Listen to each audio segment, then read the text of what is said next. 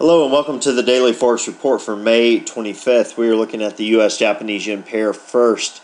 This pair closed up, but just by a little bit, did create an inside bar. We are looking for it to continue overall moving sideways, potentially going as high as 82.56, possibly as low as 81.40. Look for some resistance around 82.25 and look for some support around 81.59. Now the EURUSD pair, this pair has created an inside bar for the second day in a row. We are looking for this pair to potentially break out, looking for it to potentially go as high as 141.89, possibly as low as 139.42.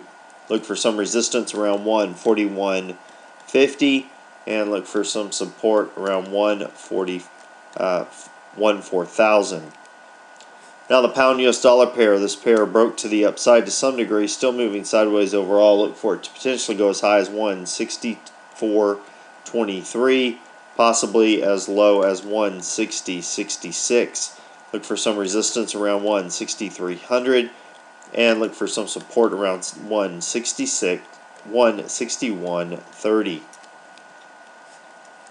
Now the US Swiss, this pair moved to the downside, broke through previous support. We are looking for it to potentially go as high as 0.8861, possibly as low as 0.8621. Look for some resistance around 0.8762 and look for some support around 0.8675. Now as far as news analysis go, we have the European Central Bank President speaking tomorrow on the European economy at 5:20 a.m. Eastern Time. We also have the U.S. gross domestic products annualized being released at 8:30 a.m. Eastern Time. Consensus on that is that it's moved higher from 1.8% to 2.2%, which of course would be good news for the U.S. dollar. Now, what am I looking for during this next session? Well, I'm actually looking for a decent amount of things. Let me get that off. Seems like every pair of the four majors has something to look for. We have a nice trend line that has developed. Horizontal line, trend lines real close.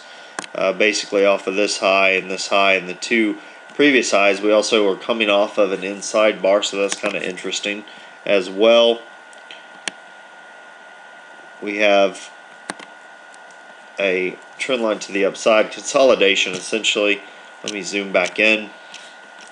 Moving to the downside, definitely could look to grab some pips on a break to the downside. Looking to grab about 50 pips or so. To the upside, if we get a break of this horizontal line, trend line, we are going to look to grab about 55 pips on that one to the upside using a risk to reward of 1-to-1. Now the Euro-USD pair, this pair has created two inside bars in a row. Consolidating down, definitely, especially with the news announcement, should have a breakout tomorrow.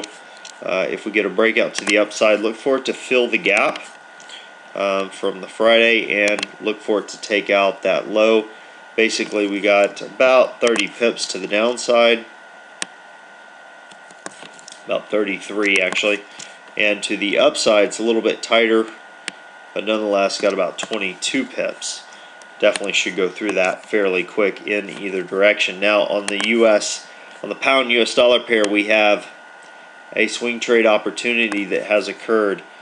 If we get a break to the upside from this point, it should come on up, very minimum up to this resistance area, yielding roughly about 50 pips. Here again, use a risk to reward of 1-to-1 on that one.